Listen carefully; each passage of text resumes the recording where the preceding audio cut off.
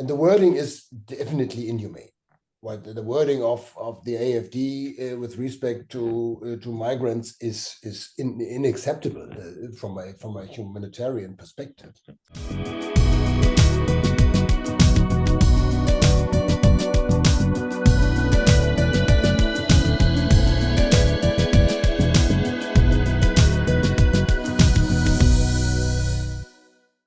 Good afternoon, everyone. I would like to welcome you to the Krasno Global Event Series. I hope you enjoyed our nice music today. It is great to see all of you. Today, our distinguished guest is Professor Andreas Freytag of the University of Jena in Germany, a renowned economist and political scientist. Thank you for joining us, Professor Freytag. How are you doing? I think you are muted. How are you doing? Professor Lares, thank you very much for the invitation. I'm well. Good afternoon, everyone, or good evening here in Germany. I'm looking forward to our conversation, and I'm honored to be guest of your series. Thanks very much. I will introduce you in a minute. I'm Klaus Lares, and I'm the Richard M. Krasno Distinguished Professor of History and International Affairs at the University of North Carolina at Chapel Hill. I'm also a Global Fellow at the Wilson Center in Washington, D.C. Today, we are talking about the situation in Germany. In fact, Germany is in deep crisis. It is in an economic recession for the second year running. And in October, the German government, led by Chancellor Olaf Scholz, collapsed. New early elections have been scheduled for February 23. Opinion polls keep informing us that all the established parties in Germany have lost in popularity, while the extreme right-wing party Alternative for Germany, AfD, has more or less doubled its popularity since the last general election in 2021. It is now around about 20%. Only Germany's largest party, the conservative Christian Democrats, poll higher with over 30%. Chancellor Scholz's party, the left-leaning Social Democrats, the SPD, are at 17 or 18%, and the Greens linger around about 13 to 14%, while the Liberals at 4% may not enter parliament again, due to the 5% threshold, which is there to get into parliament. There's also a new party established less than a year ago, the left-leaning but populist and pro-Russia party, the Alliance Sarah Wagenknecht, or BSW, which currently polls at 5% or so. We are glad to have Professor Andreas Freytag to enlighten us about the party political situation. And above all, he will also tell us about the economic and social situation in Germany. Why is the German economy doing so badly compared to almost all other Western countries? And what can be done about it? Andreas will also enlighten us about Germany's close economic relations with China, and we will find out what Andreas thinks about the Trump factor in German politics. As you may know, Donald Trump is highly unpopular among a large section of the German population. If it had been up to the Germans, and indeed most Europeans, Kamala Harris would now be in the White House. But she isn't, as you know. Let me introduce Andreas Freytag to you. Professor Andreas Freytag is a prominent German scholar from the Friedrich-Schiller-University in Jena, in the former Eastern Germany. And the University of Jena is one of Germany's oldest and most prestigious places of learning. Dr. Freytag is professor of economics in Jena. He also is an honorary professor at the University of Stellenbosch in South Africa, and he is a visiting professor at the Institute of International Trade at the University of Adelaide in Australia. In addition, he is director of Tutwa Europe, a policy analysis organization, and he is a member and part of many other networks and think tanks. For instance, he is a founding member of the G20 Trade and Investment Research Network. Andreas has worked for the European Commission, the World Bank, the IMF, the OECD, and for various German ministries and many foundations and private clients. Andreas and I actually met in the fall of 2023 when he was a fellow at the American-German Institute in Washington, D.C., and we joined forces to have a drink or two occasionally. Professor Freytag is very well published. His research focuses above all on German and international economic policy, on international trade policy, and international policy coordination. He is exactly the right person to enlighten us today about the crisis in Germany and about what will happen at the forthcoming elections in Germany. Welcome, Andreas Freytag. It's great to have you here at the Krasno Global Event Series. Let me ask you straight away, who will win the German election on February 23? Who will be the new chancellor? Do you know already? I do not know. No, we don't know, but we have a clue. The latest polls suggest that the Christian Democrats will be the strongest party. You mentioned 30-something% at the latest Allensbach poll this week.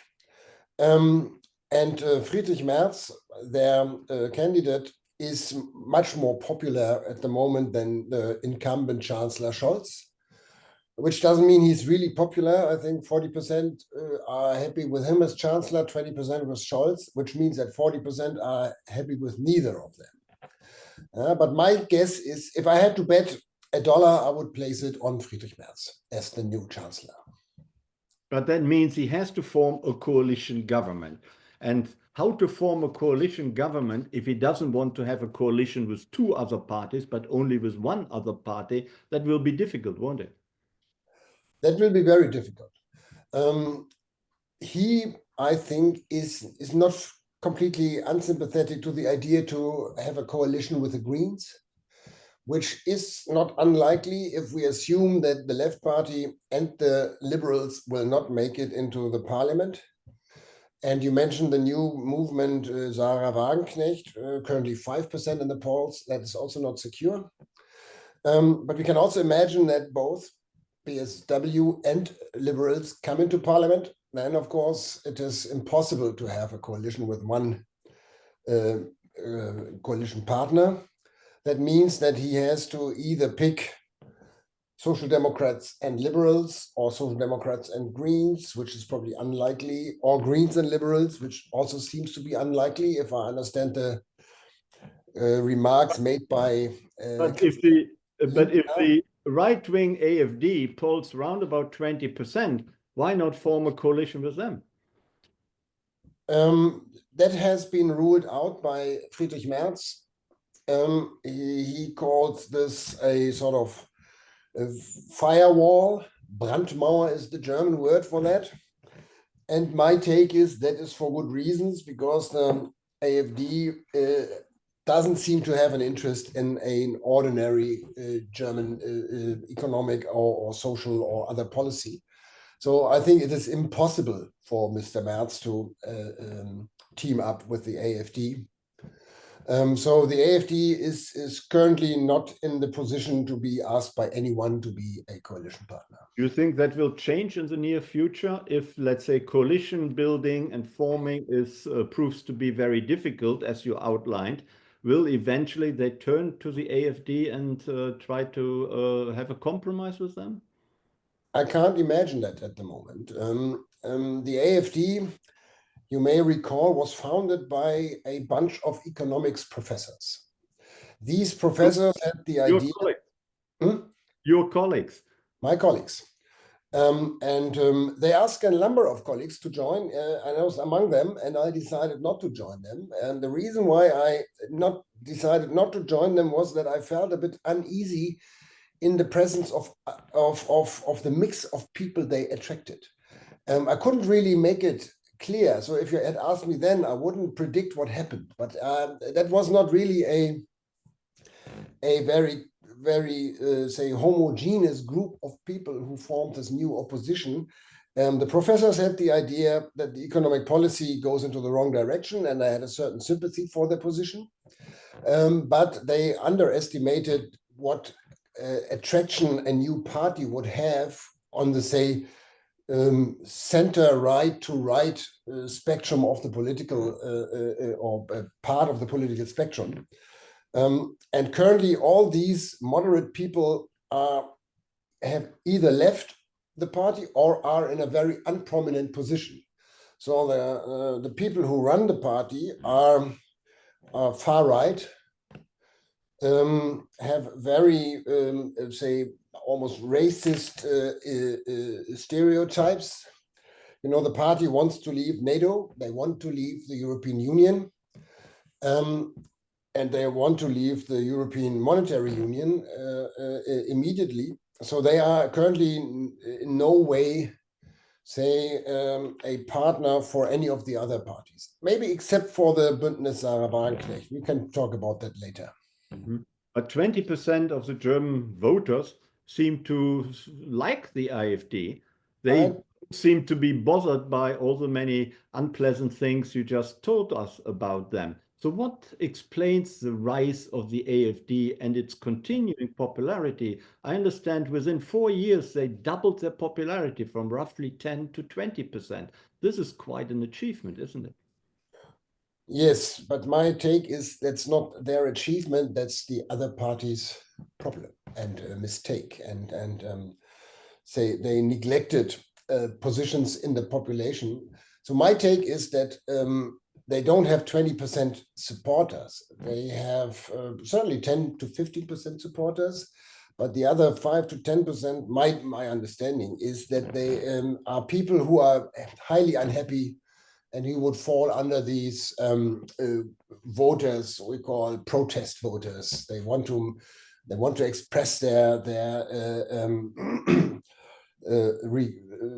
regression, or they regret about what they hear and read by the other parties. They don't feel represented at all, and I think the problems many of these people hint to are real problems, and I think if the next government manages to address part of these problems relatively well, that can bring back voters into this, what we call the bourgeois conservative spectrum. What are these problems? Which are the most important problems the AfD addresses, while the other parties, as you say, seem to have neglected them or not, or don't offer any possible solution? I think number one is migration. We have a situation where we have many asylum seekers. We have a very clear and also, I think, adequate asylum law that people who are in distress are allowed to seek for asylum. They are in a certain then a certain procedure will be started. And in 2015, after the Syrian crisis, we all recall that it went a bit out of hand, and that's when the party got stronger. It was almost dead after the European Union's problem were solved, the Euro problem was solved, the party was dead, but then with the new crisis, they re-emerged. And many people feel that this problem is not dealt with very well. And the second problem we have is we need workers, and we need qualified workers. So we have a mix of immigrants, which is not perceived and partly truly perceived as adequate for the problems we have. Too many unqualified people searching for asylum.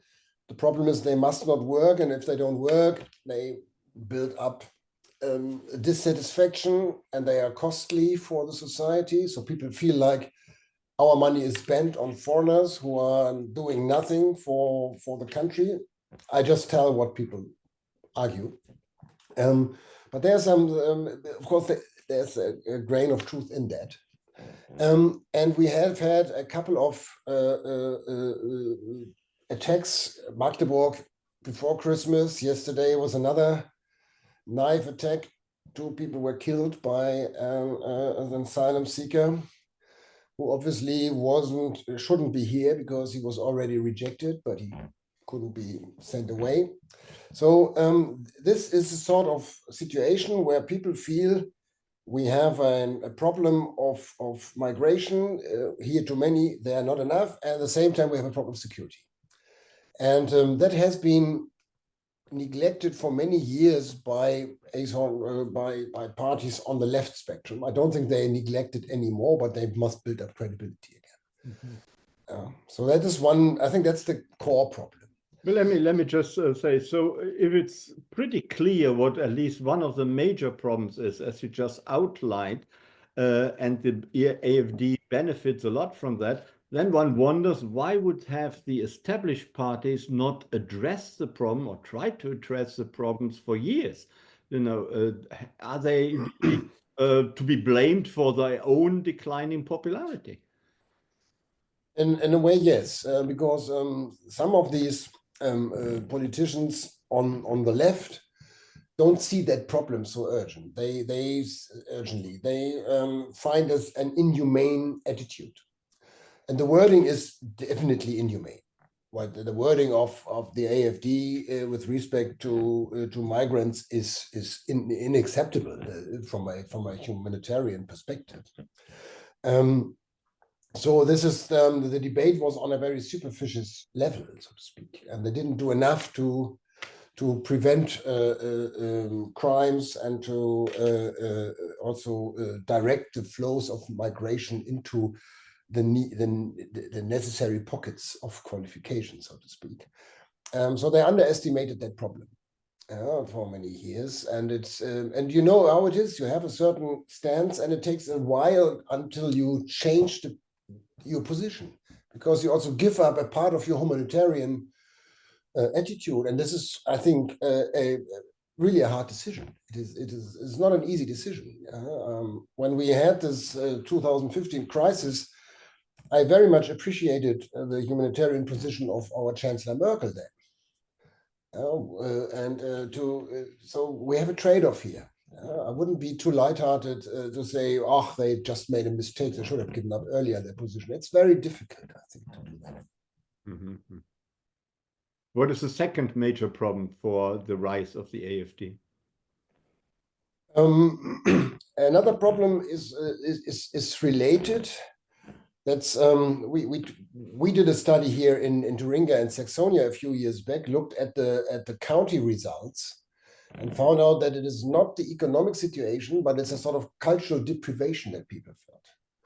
So they don't feel taken seriously. They feel like they are falling behind, or they are threatened to lose their economic position.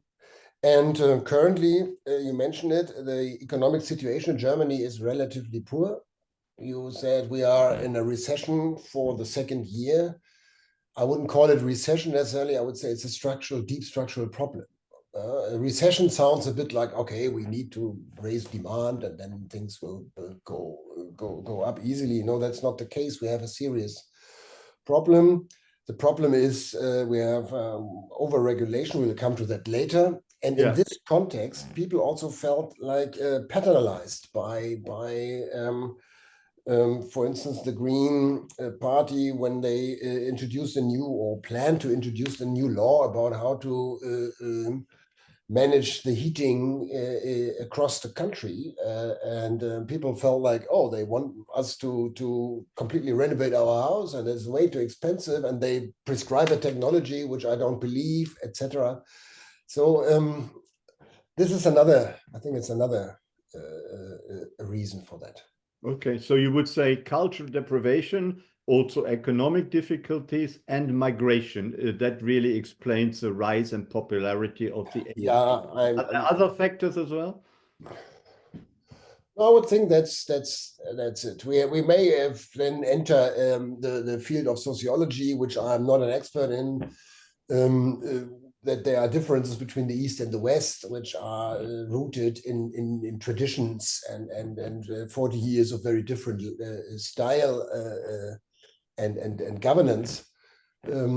I recommend to read Steffen Mau here, a sociologist from Rostock, who has written a number of very intriguing books. But I wouldn't be able to give you a proper explanation. Before we come to and talk about the economy, and then we will also open it up to questions from our audience. Before we do that, talk to us about the new populist party, the Bündnis Sarah Wagenknecht, the Alliance Sarah Wagenknecht. And the leader of that party is Sarah Wagenknecht, and her name is in the party, which is unusual. Does that already indicate the nature of that party? A bit, yes. Mrs. Wagenknecht is a well-known face in German politics. She is one of the superstars of talk shows. She has been on talk shows for the last 20 years. She has been member of the SED. She became member of the SED after the wall fell. The East German Communist Party, yeah. Yeah. Was then, of course, a member of the Linke, but has always been always been sort of very, very egocentric and focused on herself. Isn't that typical for politicians? No, I think they are great. I would say there are gradual differences, and this is so she would be on one end here, I would say. And I have a high respect in the sense that I think she is probably the most dangerous politician we have. Her attitude with respect to Russia is very clear. We should stop supporting the Ukraine immediately. I don't think she has given any thought about the fate of Ukrainians at all. She doesn't like our ties to the United States, so I would be, wouldn't be surprised if she finally teamed up with the AfD. So I have a very skeptical view, but this is the view on her. The party is quite interesting because the party is a part of the coalition in our home state here in Thuringia, where Jena is located. And the members of the BSW here in Thuringia seem to be very serious politicians. So they are all come from other parties.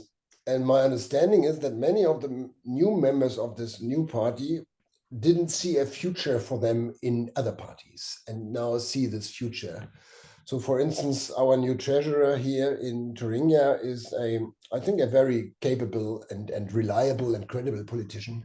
She was the mayor of Eisenach for 12 years, has a very good reputation, and she seems to be very seriously interested in the success of her business. I wouldn't say that for Sarah Wagenknecht. And why is she so you said left-leaning, and I'm not sure whether she's really left-leaning. She is a mixed blend of all, I would say. Why has she become so popular? It can't just be because she is on talk shows. No, but she's on talk shows because she's a very good speaker. She also addresses, by the way, she addresses the same problems. She addresses migration. She addresses deprivation of the people, particularly in the East. So her rhetoric is not as aggressive as the rhetoric of leading AfD politician, but she has a similar thrust. And she I think one element which we haven't spoken about is the desire for peace. So many Germans are a bit afraid of what happens in Ukraine and with Russia. They take the threats of Mr. Putin very seriously, that this is a war against NATO and there will be the use of nuclear weapons and stuff, which has been uttered, I would say, occasionally by Mr. Putin. So she claims, Mrs. Wagenknecht claims, she's the only person who can guarantee peace. And I think that's something which many Germans, both sides of the West and East, find very attractive, and they don't want war. Intuitively understandable, but of course, if you want peace, you must be strong. And that's something which is not in the DNA of that party. Thank you. And Sarah Wagenknecht is married to the former SPD leader Oskar Lafontaine. Does that play a role at all, or not? Isn't that really important? I don't know. I would say that is probably rather the result of the two personalities than driving them these days. So Oskar Lafontaine is similar. He was the leader of the SPD, left the SPD, was the leader of the left party, left the left party, and is now in this party. So they are both not really interested in say, also being a part of a team, so to speak. So my own perception is that this new party will not be a very sustainable business. Let's hope so. Maybe you're right. Before we come to the economy, talk to us about Friedrich Merz. Friedrich Merz is the leader of the conservative Christian Democrats. He polls, the party polls at 34%, more or less. he and his party will be the winner of the election, will be the strongest party, and the strongest party, of course, has the strongest chance to provide the new chancellor, to the successor to Olaf Scholz. So what kind of person is Friedrich Merz? What is his politics? What is his thinking like? And he is still not particularly popular. How can that be explained? I don't know him personally. I've only seen him in a crowd speaking to a smaller crowd in Jena once, and I think he's a very reserved man. He is so he is not so one of these soapbox speakers. He has a very clear understanding of the economy, which I highly appreciate. So he understands economic policy. He understands the problems we have. He has an interesting career because he was the caucus leader of the Christian Democrats before Mrs. Merkel replaced him. That was in 2005, I think. Yeah. He then left politics and became a businessman, obviously very successful in wealth management, and came back. And then first time he wasn't elected the leader of the party, only in the second round after Mrs. Kramp-Karrenbauer resigned. So I think he has shown stamina. People argue he doesn't have any administrative experience, so he was never a mayor or he was never a state prime minister. I'm not sure whether this these days really matters. If he has a good team of administrative stuff around him, that I don't think is a problem. I don't see it as a problem, but maybe it's a naive perspective. So I think he seems to be well equipped. He's an experienced, seasoned politician with a sober attitude. As I said, he cannot address big crowds so that they cheer and shout and jump around. But I mean, for us as academics, that doesn't really count. But of course, that may count on the market square. But I think he has a very clear understanding of the problems we have. Okay, thank you. A few days ago, the German ambassador to Washington wrote an essay to the foreign minister, and that essay was leaked. And in that cable, he expressed severe criticism of Trump and warned about what President Trump of the United States intends to do, change the constitution, undermine American democracy. When that came out, of course, that created a storm.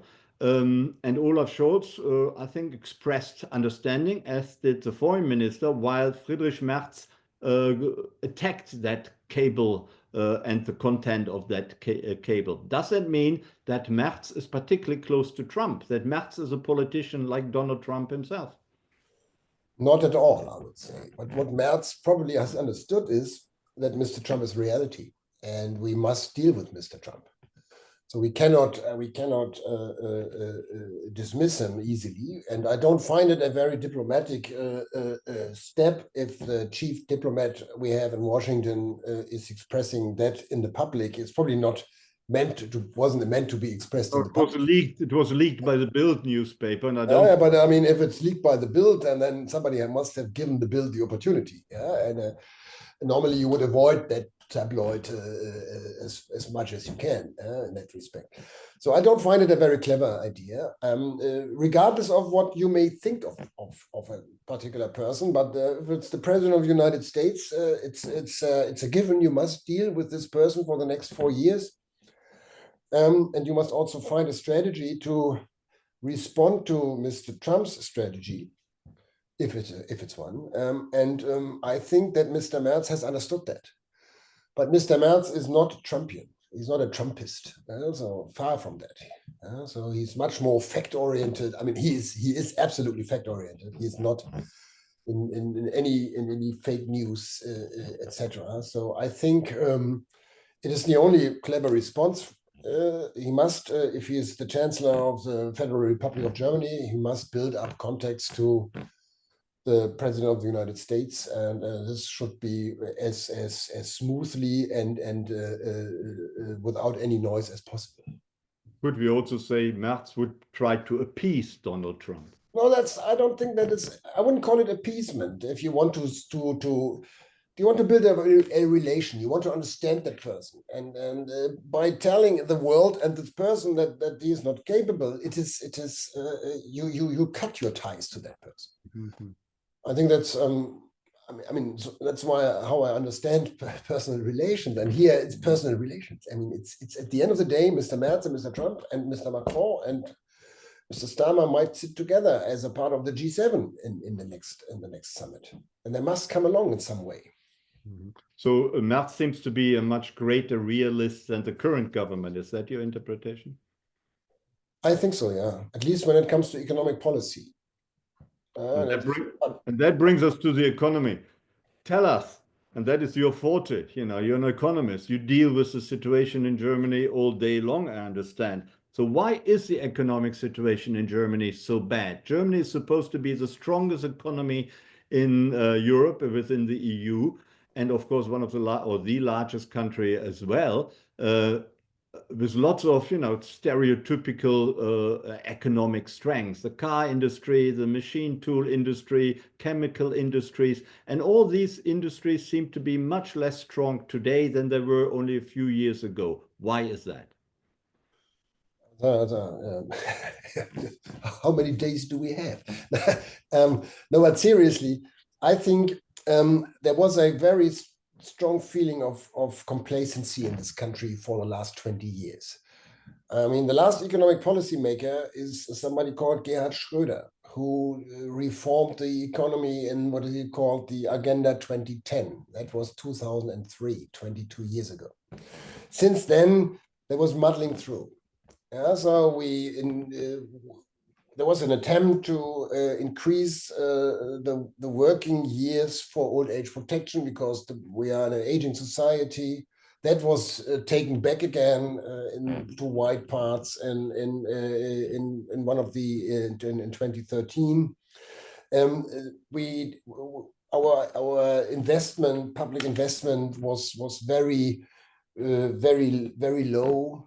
So the net investment of the last 20 years is zero or red zero. So it's not much going on. We have a bit neglected the necessity to digitalize our administration. So the public administration doesn't perform as well as it did. The car industry is in a sort of trap, of course. When they make a lot of money with combustion engines, they didn't spend enough probably on alternative drives.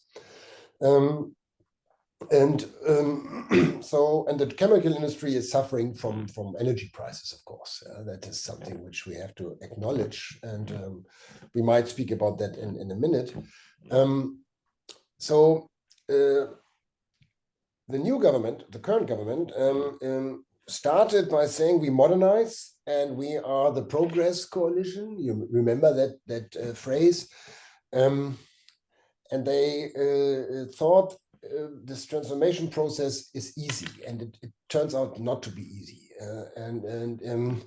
So the climate policy of this red light coalition was not straightforward enough, put it this way. It was imposing a lot of costs, and it was banning a lot of activities without opening enough opportunities. And I didn't speak about regulations. We have a number of new regulations, mostly reporting regulations, supply chain law and others, due diligence legislation, which is quite expensive for the companies, and which absorbs a lot of energy of these companies, and approval time for a building, a new investment is very long, and this has to do with the rules on the one hand and the sluggishness of the public administration on the other hand. And so it is a number of small mistakes, I would say. It's nothing big in the sense here you see the big mistake taken by, or this wrong decision taken by this or that politician. It's a bit more about it went also well. We came through the Corona crisis relatively easily. Yeah, so we also the Euro crisis didn't affect us so badly. I So we understand. thought I nothing could happen understand. to us. Yeah, I understand. But isn't it also the fault of German industry when you think of the car industry, who seem to have slept over the development of EV vehicles and Yeah. believe that the old way of manufacturing cars was there for all time to stay? That was clearly not a fault of the government. I would. No. That's true. I'm with you. That's what I mean. If you make a lot of money with an old technology, you might overlook the chances and miss the investment into a new technology. Yeah? An example for that is Kodak, typical example of that. They didn't believe that these new telephone cameras would be of any use. Yeah, because the quality was so poor at the beginning. Yeah, or Nokia, yeah, when the smartphone came. So they earned a lot of money with the traditional phones, and then they missed the point where they should invest into the new technology. Yeah, it's a bit similar, I think I would say. Yeah, so it is the car industry is certainly a bit of the victim of its own success. We see a more protectionist attitude in the United States, and that has not only started with Donald Trump, but will probably become stronger under Trump. Then we see energy problems regarding Russia. We don't get that cheap gas and oil from Russia. We see an economic crisis, a consumption crisis in China. So the Chinese are not buying as much from foreign producers as they used to. And then we see also some mistakes, as you just outlined, by German industry. So all that looks pretty dire to me. Is there no hope that the German economy can be turned around? No, there's hope, of course. I would never say there's no hope. Yeah. We need a couple of things. We need to acknowledge that and I think that's already happening. Much of that is already happening. So you take China. So the focus on China is much less now, and we try to understand China much better as society. So, for instance, the German Ministry of Education has just approved 10 projects to improve China competence in universities, and we were lucky enough to gain one of the projects. So we try to understand that the whole business surrounding everything much better, and I think that's something the German government has neglected. Also with respect to Russia, we always strictly separated politics and economics. So business was this, and politics was that. And Mr. Putin has shown us very clearly that's not right. And it takes, again, some time to understand that. So the focus on China will be less. That's for sure. Our export model, of course, is under threat when tariffs are rising. I don't think that it will be as aggressive as currently announced by Mr. Trump. I'm sure there will be loopholes. You can see that trade is still growing and has been growing also in Trump's first administration. So the focus on China will change. The US tariffs will be somehow circumvented or administered. They can deal with that. There will also be countermeasures, so there will be a deal at some stage, I guess. And what we need reforms in the economic policy. Yeah, and one is we need much lighter regulation. We also have a very long tradition of subsidizing a lot of industries and businesses, mostly losers of structural change. This should be abandoned, and then we have a lot of financial leeway for the government as well as for tax reductions. I think tax policy is also to be taken under scrutiny here in Germany. And energy is a big deal, and it brings me to your part of Russia. Of course, it was a very hard landing, but the good news is that the German industry managed it quite smoothly. So in 2022, when it was obvious that gas wouldn't be delivered any longer from Russia, there was a lot of fear. And the German business was the business sector, so the industrial sector was quite successful in managing that. Even the chemical industry. Now they all demand lower electricity prices. And I think there we could use the instrument of competition more. We have a unified market for electricity all over Germany. We use the merit order principle, so the highest cost determine the price. So the price for electricity is on the upper end of the world scale, so to speak. Our suggestion would be to regionalize the electricity market so that we have markets where we have a lot of cheap wind energy, where the price is low. Then there will be a movement to invest there, and then other states like Bavaria, Baden-Württemberg have to invest into a new energy. So there must be more dynamic development, I would say. So there's plenty of activities possible by both the government and the business community. When you look at China, you say Germany and other countries are not as dependent on China as they used to be. And also China, as I said, is itself having economic problems. Still, China is an overwhelmingly important market and for exports and also investments for many German and European companies. And will that lead to conflict with the United States, where the anti-China climate is much stronger than it is in Europe? And it is strengthening in Europe as well, but not quite as much as in the United States. So do you see conflicts about China in transatlantic relations? I could imagine that. Yes, I could imagine that from two perspectives. One is, of course, you mentioned China is not selling. The Chinese producers don't sell as much as before at home, so they will dump a lot of their projects abroad. And if the Americans raise their tariff barriers, say to 100%, let's just think about it, then the European markets will be targeted. So that is something we have to be aware of. Second is, if there are sanctions against China, we might run into being victims of secondary sanctions if we sell products to China, which then or use American software for joint research projects or something, which then puts us on the sanction list as well. So there is potential for conflict, I'm sure. But this also requires then better or still a transatlantic understanding. And this is also our job. I mean, it's not, we cannot just sit back and say, well, Mr. Trump should come to us. He won't, but we have to deal with him here in that respect. Mm-hmm. How are the Germans going to manage to have 5% of Germany's GDP dedicated to defense? Right now, with great difficulty, they got to 2%. 5% is more than twice that. Is that really realistic at all?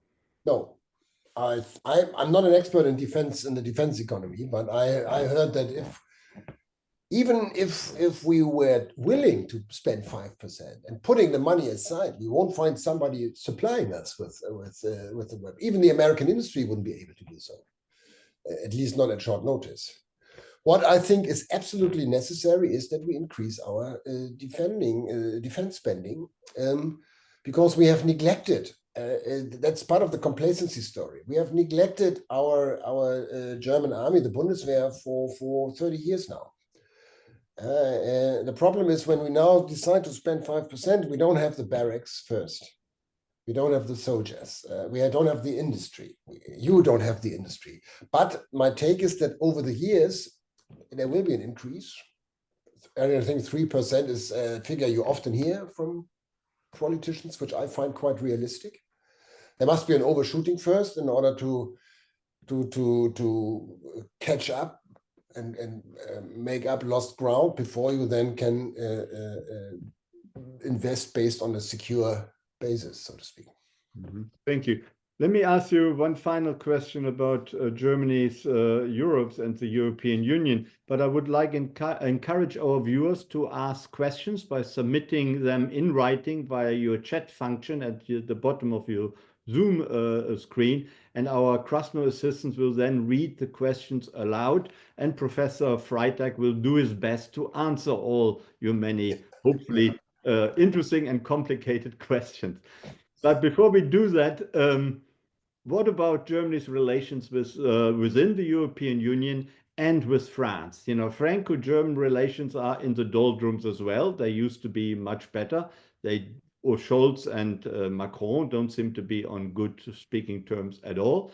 Also, there have been calls for many years that Germany should play a much stronger political leadership role in Europe, and that still can't be seen. What is your take on these two questions? I would say you're right. Obviously, the personal chemistry between Scholz and Macron doesn't really work. It's different to what we experienced in the golden age, say Kohl and Mitterrand, or even Merkel and Sarkozy. Yeah. So that's even that wasn't that easy. Merkel and Sarkozy didn't get on. Yeah, but it seemed to be better than what we have now. But of course, my take is that this is also on the agenda of a new government.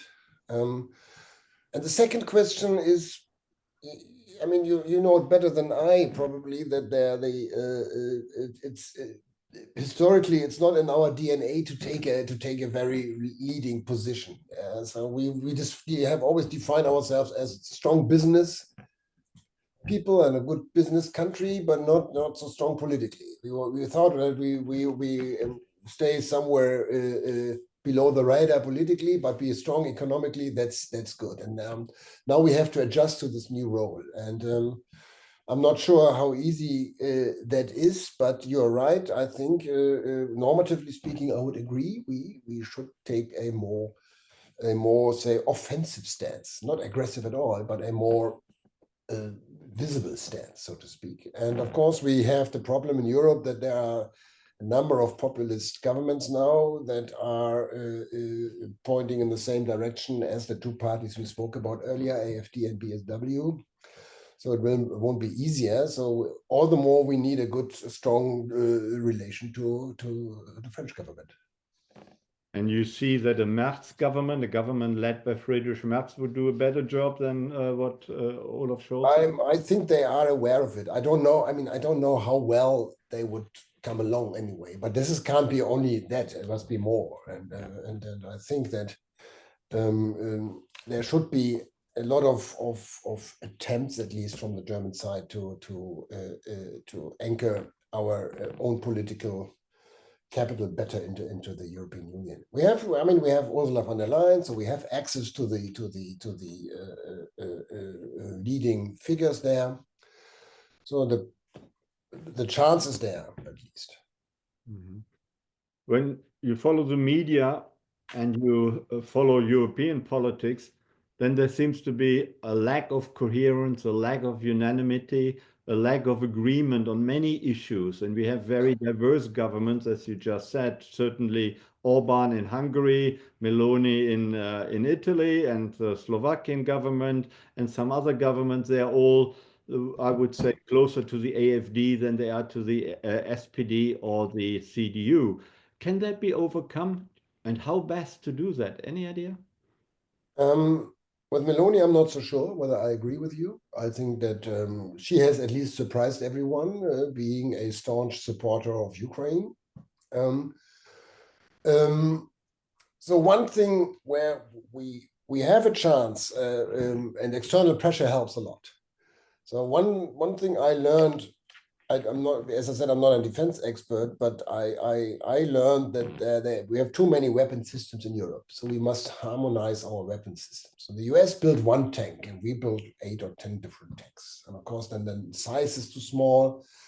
And of course, then it's also high transaction cost if you have to learn again using another weaponry system. So that's something we should at least do. Harmonize our attempts to strengthen our defense. And then, of course, Mr. Trump offers an opportunity. we didn't speak about that. If you want to reform, and this is the political economy of policy reform, you often can easier reform if you have external pressure. Mm. And Mr. Trump's demand to raise our defense spending to 5% is probably a bargain chip, and he wants us to buy more of American goods or whatever, and then we find out what. And we can use this as an instrument, saying, look, we must come along with this guy. We need to increase our defense spending, and we're saying can do the same with in European matters. By the way, trade policy. Yeah, and here, normal last administration, the European DG Trade was quite inventive, I would say. So that may help. Good. I like your optimism. Not everything will come to an end. There is hope possible. Yeah. And we will come to our questions now. And perhaps, Emma, would you be so kind to ask the first question which have been submitted? Yes, so this question is from Andrew, following up on the defense spending discussion. He asks, what are the political parties in public's view on increased defense spending? Is the threat of Russia and Trump's skepticism of NATO enough incentive to keep Germany at minimum 2%? So what is did I understand it correctly? The question is, what do the main political parties think about it? In public. In public. I was and public opinion. The public opinion. So the public opinion is split, I would say. There's a group of people, those who follow AfD and BSW more closely, that don't want to spend more on defense, arguing that we need peace and no increasing defense spending. But the majority of Germans, I think, is in favor of spending more. Because they see the threat, and you see the best example of a abrupt shift in opinion is the Green Party. The Green Party, after the Russian invasion of Ukraine, was immediately shifting and saying we need to defend ourselves, we need to give them enough support in weapon and in money. So I think. Except for these two parties and a few pockets in the Social Democrat Party, we have a huge majority of people as well as politicians supporting an increased spending, not for the sake of the spending, but for the sake of a better ability to defend ourselves. Thank you. Cody, would you have the next question? Yes. So this question is from Oliver Stelling, and he asks, notes that far-right parties existed in Germany even after World War II, but never had gained real influence. Even the right-wing NPD was banned by Federal Constitutional Court in 2017. Would you consider the rise of the AfD being a German education crisis or having some other origin? Yeah, thank you. And Oliver is actually asking this question from hot Melbourne in Australia right now. So it's quite late there. I find it very complicated. When I look at the history of West Germany, we had many people who were in the new nomenclature who also had their career in the old nomenclature and then in the Nazi nomenclature. So whether this is a completely new phenomenon and we overlook this, or whether there is a sort of how do you call this, a bottom minimum, a minimum group of people who are nationalists, who are xenophobic, it's difficult. I would say that's something I would leave to the sociologists rather than given an answer. My take is that there's always been a group of people, significant group of people with problems regarding or with these attitudes that are expressed now in these parties. Maybe the fact that the CDU, say in the 1970s and 80s, covered more space on the right, absorbed a number of these people. So they felt a bit more at ease with this bourgeois Christian Democratic Party. Strauss is famous for saying there must not be a democratic party right of us. And then there was a move towards the left, at least a perceived move towards the left under Mrs. Merkel in the last years. And I think there is now a shift back to the right under Merz, without him being a nationalist, not at all. There has been, maybe a follow-up, there have been some indication that at the local area, the provincial area, particularly in Eastern Germany, including Thuringia, I believe, the CDU was considering or could see it as not totally out of the realm of possibility to join into a coalition with the AfD. And Merz also at federal level has been accused that he might be toying with that. Do you think there's any truth in that, or that is just rumors and gossip? My understanding is that I know the politics in Thuringia a bit, and I know a few of the politicians, because you can't avoid running into them. It's a very small state here. So the state politicians here, the prominent state politicians of the AfD, are really hardcore right-wing nationalists. So there's no way that the Prime Minister Vogt will work officially with them. What happens is, if you have an idea as CDU and they propose a policy shift and then the AfD supports that, that is acceptable. I think it's so if you have an idea, you want to push through something, and then you don't care who is supporting it. You don't actively work with them. It's different on the local level, because on the local level, many AfD members have been members of the CDU, the SPD, the FDP, or even the left before. And they have been the neighbors for 40 years. So they need to work together. They live in a small town, and then you have in the city council, you have 12%, or maybe 6 people from the AfD, and they were your football friends when you were 10 years old. You can't avoid working with them.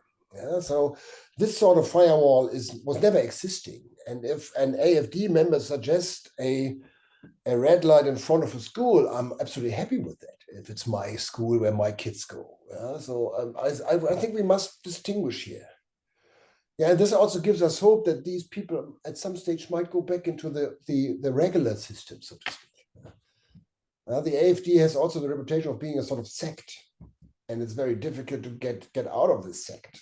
And if you and the others don't want you back, but there will be, this will change. But couldn't it also mean you give increased credibility to them and make them acceptable, and in 5 years' time you find them in government? Not on the local level. I mean, I speak of the local level. On the local level, they are acceptable. People openly say, of course I support them. I mean, there are places where they have 50%.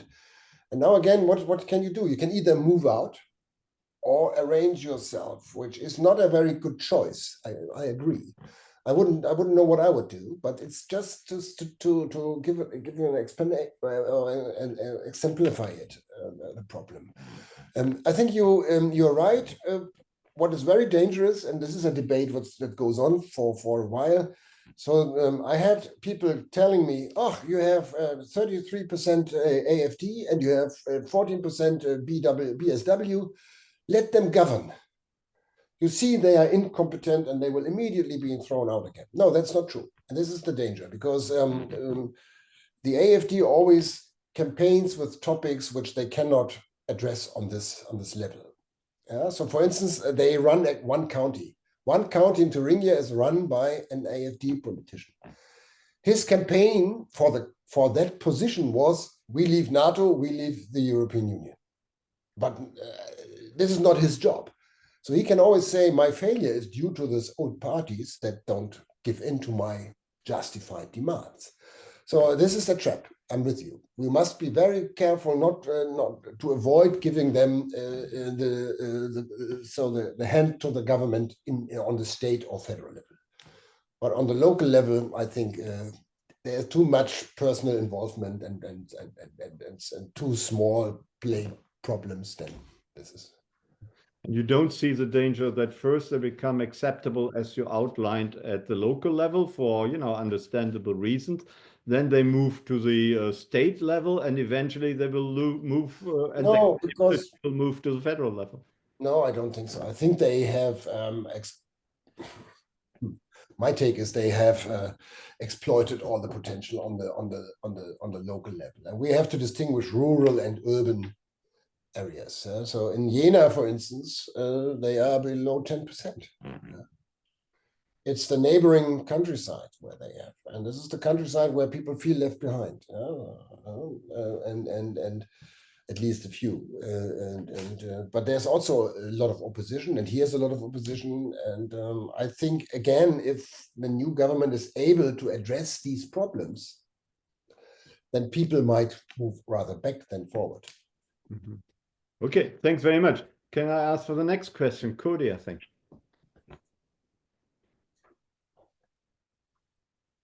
Sure. So Pasuth asks, how has the BSW performed in state governments in Brandenburg and Thuringia so far? How does that affect their electability in the upcoming federal election? That's a very good question. At the same time, it's difficult to answer them because they only are in government for a few weeks. Yeah? So it's about 6 weeks ago that they were sworn in. I have heard that in Thuringia, they work very well together with Christian Democrats and Social Democrats. So the Prime Minister gave a couple of talks here at New Year's receptions in the local community. And he was quite optimistic, and he said, we are in the process of collaborating on a very professional and trustful basis. That's very good.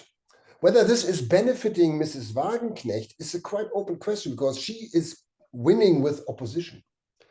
And if she is now part of the mainstream, because she runs a government in Thuringia and Brandenburg with success, that may even make her chances smaller. So I'm not sure whether. So again, since I'm neither a sociologist nor a trained political scientist like you, Klaus, I'm a bit awkward here, so to speak. Thank you, Andreas. Your expertise is still impressive, and we like to be enlightened by you, and we have been enlightened already. Emma, would you ask the next question? Yes. May Milford asks, you mentioned that the far-right party AfD are a Eurosceptic party and may want to leave the European Union and possibly the Euro. Could you explain some of the economic and political effects that could have on Europe and the EU as a whole? I would say if Germany leaves the European Union, then the European Union is a zombie, if it still exists, so to speak. And for us, it's a disaster. I mean, we have what is still the core of the European Union is the single market. The single market is for those who don't know this expression, it means that we have 4 freedoms of goods trade, services trade, capital flows, and people's movement. So any European member of the European Union can relatively easily settle in another state and work there. You can trade goods and services. You can invest your capital there. You can study there as a student. Yeah? Many of my students move to other European universities for half a year, and there's a lot of exchange. So these benefits are so great for the German economy as well as for the German culture that if we leave that and lose these benefits, I think we will lose heavily, and the European Union will also lose heavily. Not because we are so great, but then there's a big part of the puzzle is then taken away. And with Euro, the same. We may not be totally happy with every single policy measure that the European Central Bank has taken in the last 15 years, and I'm quite critical here, but still, the average inflation rate under the Eurozone is lower than has been in the last 20 years of the Deutsche Mark zone time. So we give up an enormous advantage here, and I don't think that is really an option. It is a disaster. But would you say that the Germans are uniquely benefiting from the European Union, while No. other European countries are not quite as much benefiting as Germany. No, I wouldn't say so. I would say the opposite. The smaller you are, the more you benefit from trade. Because if you are live in a small country, take Estonia, a country I've been visiting quite often and I like a lot. They are 1.4 million people. And Europe is more than 400 million people. So there are 400 million talents all over Europe and 1.4 million talents in Estonia. So the diversity is growing enormously, and the potential for mutual benefit in trade is growing enormously. So, and this is why small countries have a much higher trade share than big countries as share of GDP. So my take is that we all benefit enormously from that. Yeah. And also, of course, politically, you know, that and the British, I think, who have left the European Union a few years ago, noticed that already, that a small Britain, though once a big empire, but a small Britain, which is left to its own devices, is much less influential and powerful than any country which is part of a huge bloc of over 400 million people. And I think a good example would be Lithuania, when the Chinese put a lot of pressure on Lithuania and curtailed trade with Lithuania for reasons which had something to do with Taiwan. The European Union really showed solidarity, and Lithuania survived much better than they would otherwise have done. Yes, by the way, that's a recipe for Trump, isn't it? For Trump's tariff policies. So Lithuania disappeared from the statistics in China. So you couldn't deal with Lithuania. It didn't exist for a Chinese importer. Lithuania didn't exist. So what the Lithuanians did, they transported their goods through Estonia, Latvia, Poland, and then the Chinese imported Polish goods. So that's that wouldn't have happened without. You're absolutely right. Yeah. Thank you. Cody, please, the next question. Yes, so Larry Wilkerson asks, Ukraine has lost, Russia has won. Negotiations should start immediately and a peace be worked out. That's easy to say, but hard to do. Why is Germany's position seemingly to follow in lockstep with the US? And if President Trump does indeed move to shut down the war, will Germany protest, stay silent, or cooperate? The German position is a bit awkward, I think. We were. I'm not sure whether I'm not a geostrategist here, but you know that Mr. Scholz first always denied support for special weapon system and then later gave in, and he sold us this as a sort of leaving Mr. Putin in the unclear about his strategies. So Germany, I think, is more or less fully supporting Ukraine, and if there is a peace, we would of course also support that. And the reason, if I understand it correctly, that Ukraine doesn't want this peace now is that they have lost so much of the high part of their country. They want to get part of back before they settled, and Russia does the same. So that's the game. But when it's possible to reach a peace, I think the German government will definitely support that peace, but will then try to make sure that Ukraine is protected from future aggression. That's absolutely crucial, I think. That's also crucial for our own security. I think that is something Mrs. Wagenknecht absolutely overlooks and doesn't understand, or doesn't want to understand. I don't know. It's not easy to. It's easy to understand, I think. Thank you. What about the Taurus missiles, these very far-reaching Taurus missiles, which Olaf Scholz still is refusing to give to Ukraine, though the United States in the last year of the Biden administration actually gave similar American weapons to Ukraine after also having hesitated for quite some time. What is Scholz's argument, and do you believe that argument holds water? No. I think he is arguing again with this makes us a sort of conflict party, or moves closer to being a conflict party. I think that's wrong. I'm a bit disappointed. I think they should have given it long ago, so that would be much more balanced then, I think, if I understand it correctly. So I don't know whether it's really a wonder weapon, but it's probably quite good. And helps to keep the Russians at bay here. I'm a bit disappointed. I hope that the next government will quickly decide to change that. Mr. Pistorius would deliver it, the defense minister.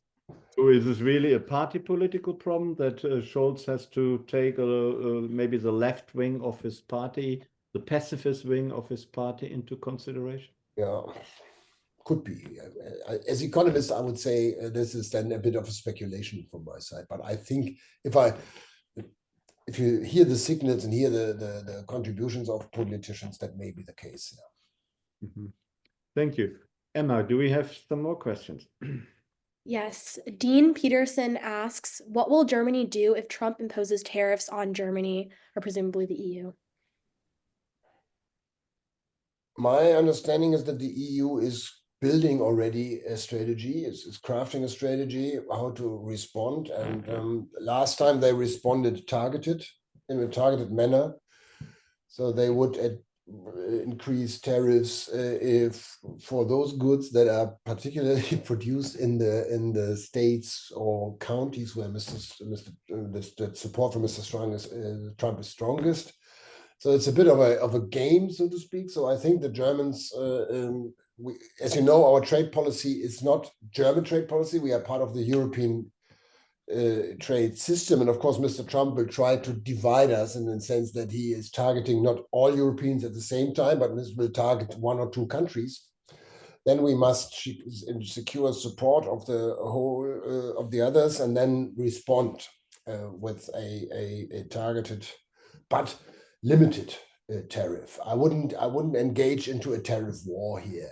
I would do it very targeted and very clearly, and always mentioning we can withdraw these weapons anytime you withdraw your tariffs. Do you think a trade war will happen? No, I'm not. I don't think so. It is also what is, I think, for you guys in the US, it's probably quite clear that this is an increase in tariffs in the dimension that Mr. Trump is suggesting is quite expensive with respect to inflation rates in the United States. Of course, I think all trade guys wait for the arguments. So I think it's, again, I hope it's a bargain chip rather than a real threat. There will be some tariffs increase. Explain to us, Trump keeps telling us he imposes tariffs on all sorts of countries, including the Europeans, but also Canada, Mexico, China, and so on. And then the US Treasury will become really rich and millions of dollars will flow into the US Treasury. Is that really the case? It is.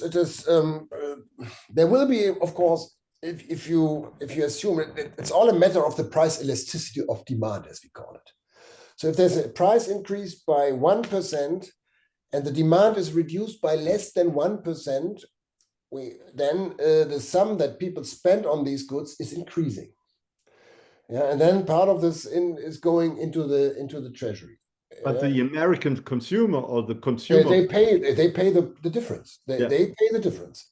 The idea that foreign business pay is, there may be, it's another case. So this is one. Yeah, and my take is that the demand for imported goods will be reduced. Americans pay higher for the imported goods, and they spend more money on home-produced goods, which are not competitive, but now become competitive because of the tariff. That is one. The other one where he might have an argument is when there is a producer that is enormously dependent on US. So maybe it's a single export market. Then they must reduce the price so that they stay below this price before. So they will take all the losses. Then they pay indeed for the tariffs. So the consumer pays the same, and the tariff is borne completely by the producer. But this is only in a very, very rare case, and I don't know whether there is one single case. There's a lot of, this is a part of what we call the optimum tariff debate. And I remember having read a piece by a prominent trade economist, McGee, years ago, where he says the US is not a big country. They cannot impose an optimum tariff because in any of the goods they demand, they are not big enough, so to speak. So the probability that the price will drop so strongly that the producer bears all the costs or the probability that the US Treasury will be rich overnight is very low. Thank you. Cody. Yes. So Joe Biden's answer to economic troubles in the United States was largely through infrastructural spending, roads, schools, things of that nature. Is there an equivalent candidate in German politics proposing this sort of infrastructural spending package? And who asked this question? Do we know? Sorry, that was Randy Meyer. Okay, thank you. I think that Randy, everyone, almost every politician is recognizing the fact that our public investment is too low. So I think there's broad consensus that we must increase investment. The question then is, how do we finance that? And there is dissent. Some people say we just must increase our debt, so get rid of what we call the debt brake. Others say we must restructure our spendings. We must spend less on, I would say less on subsidies, probably less on social policy, in the sense that we focus our social policy on those who are really needy, and currently it's way too broad. So we can focus more. But this is a decision, and this is of course a costly decision, politically costly. So it's easier to say we increase our debt, because you don't notice it as a citizen. Debt is increasing, and future taxes may rise or not, depending on whether we can sustain these high debts or not. So my personal advice would be rather to rethink our spending patterns seriously. But the investment or the need to invest is acknowledged by almost every German politician. Thank you. Emma. Randy Meyer has another question. Does Trump's support for the AfD have a negative effect on German support for the AfD? And I believe this question was asked in the context of what you said about a low public support for Trump within Germany. That's difficult to answer. I mean, I think the low support, of course, is excluding AfD supporters, because AfD supporters have a sympathy for Trump more than anybody else, I would say as a prototype. I mean, I don't sure. So his support for AfD can support the party in the sense that that those who may be shaky and a bit timid to vote for them now feel like, okay, when the American president, then I also may vote for him. But this is guesswork from my side. I can't say.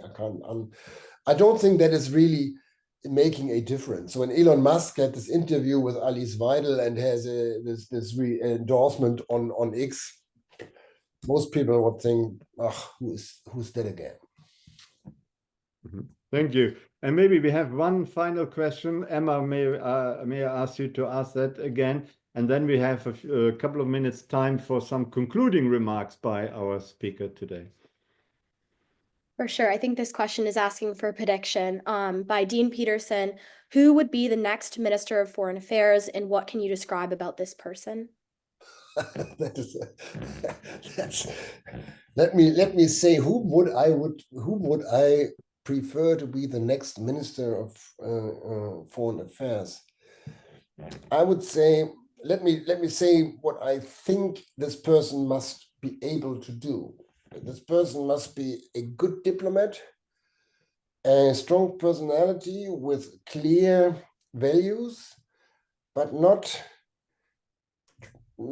tempted to impose the values on others, put it this way. Somebody who has diplomatic skills, but also negotiation skills. And I'm not sure who that could be. I never thought about this. I would need some time. Would you reappoint Annalena Baerbock? Probably not. I was quite impressed at the beginning when she took office and she had her encounters with the Chinese foreign minister and with Mr. Lavrov, but this lately she is I think we must restrict ourselves and be a bit more cautious with respect to, say, our what we call values-based policies. We should, I mean, don't give up the values, but don't put them on your tongue with every sentence you place. So I think at the moment I wouldn't necessarily reappoint her. But it's probably also the case. Mrs. Merkel, I think, practiced this. Foreign policy was moved closer to the chancellery, and I think that's something I would do as a if I was in the chancellor's shoes. Thank you. And it's probably likely that the future coalition partner, the junior coalition partner, will probably have among its ranks, there will be the foreign minister. So it probably will be a green foreign minister again, or a foreign minister from the SPD.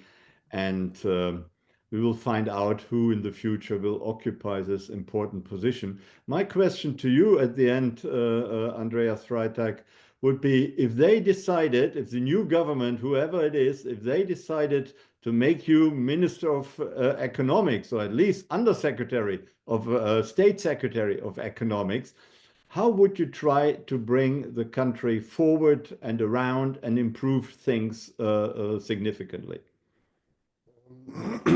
I don't, but just the thought experiment is I would suggest, and I'm currently writing papers to do so, the government to reform the economy comprehensively and very fast. So learn from New Zealand, Australia in the 1980s, where the reform minister in New Zealand, Roger Douglas, whose program was called Rogernomics, he is cited with a sentence, "I was successful because I made everyone my enemy." Everyone was unhappy with him because he took away privileges from almost everyone.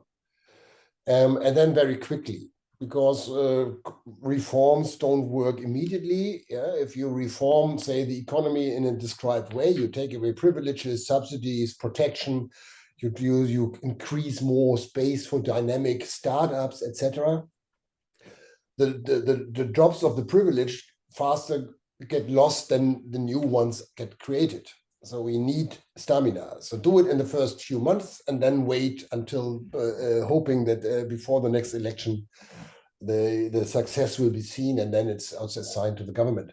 So that would be my 2 points. Comprehensive reforms. I couldn't give you the program, so that would be tax reduction, subsidy reduction, deregulation, due diligence legislation going down, energy price regulation, public investment, etc., change of administration to more digitalization, and that very fast, and then also with a positive attitude. Yeah, so the mindset is too dark at the moment, and we need more optimism, so to speak. Yeah, that's. Thank you. And in the future, in let's say 5 years' time, you see Germany again as having the model economy in Europe? I hope that in 5 years' time we are on a much better track than today. Whether we are a model or not, it doesn't matter. The situation must be better, and the political situation must be more stable. That would be, if there's somebody else is even better, shines lighter than we do, I don't mind. Brighter than we do, I don't mind. It's well, thank you very much. Yeah, thank you very much. I think we can all do with a dose of optimism, because you're quite right. At the moment, everyone is highly pessimistic. And that also applies to the United States, of course, but certainly to Europe and many world problems we are grappling with. Professor Andreas Freytag, it has been a great pleasure to have you here. Thank you for having enlightened us about the German political and economic situation, and also about the party political situation and the forthcoming election. We will have you back once we know more about who won the election and what the new government will be like, unless you will be in the government as a future Minister of Economics or State Secretary of Economics. But then, of course, I would definitely hope you will be back. I would like to thank everyone who is watching today. I would like to thank Emma and Cody for being so excellent Krasno assistants. And I would like to say that we will have another Krasno Global Zoom event in the near future. I will keep you informed and will send out the marketing material in due course. But for tonight, I would love to say thank you to Professor Andreas Freytag, and thank you very much for watching us tonight. Thanks a lot and good night. And please do not forget to watch regularly our YouTube channel. And our conversation today will be on our YouTube channel in a few days' time. And you are more than welcome to watch it again and again and again. So thank you very much to everyone. Thank you, Professor Laris. Thanks for the good questions, and have a nice afternoon, rest afternoon in the US. And a good night to you. Thank you very much.